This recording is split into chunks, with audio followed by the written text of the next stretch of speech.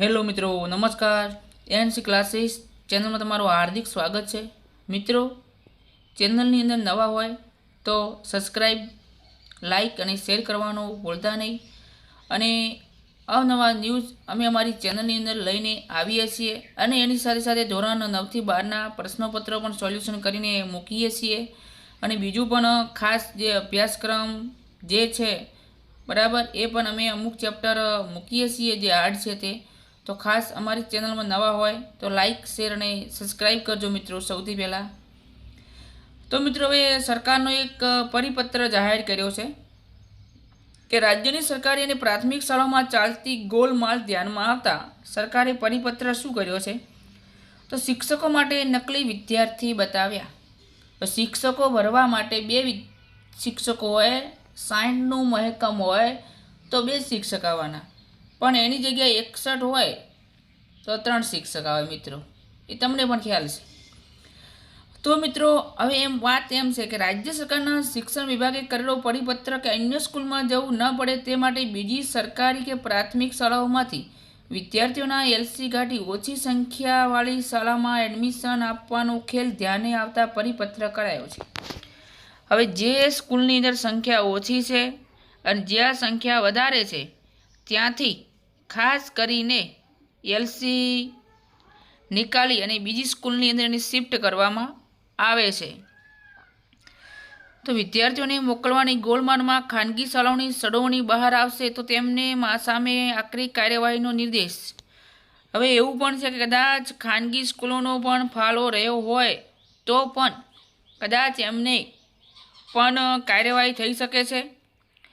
રાજ્ય સરકાર પ્રાથમિક સ્કૂલમાં આભાસી વિદ્યાર્થીઓની સંખ્યા દર્શાવતી પ્રાથમિક શિક્ષકોનું મહેકમ મંજૂર કરાવવા ગોલમાલ ચાલતી હોવાનું ધ્યાનમાં આવતા સરકાર ચોંકી ઉઠી હતી અને આ બાબતે પ્રાથમિક નિયામકે તારીખ 19મીએ પરિપત્ર કરી શિક્ષકોને સ્કૂલમાં ન જવા માટે ચાલતા કૌભાંડ પર બ્રેક મારવા કવાયત હાથ ધરી છે.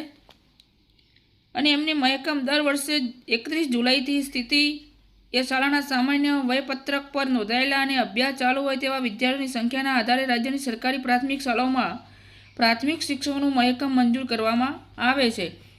શિક્ષક કે કર્મચારીઓની સડોવણી ખુલશે તો શિક્ષાત્મક પગલાં પણ લેવામાં આવશે.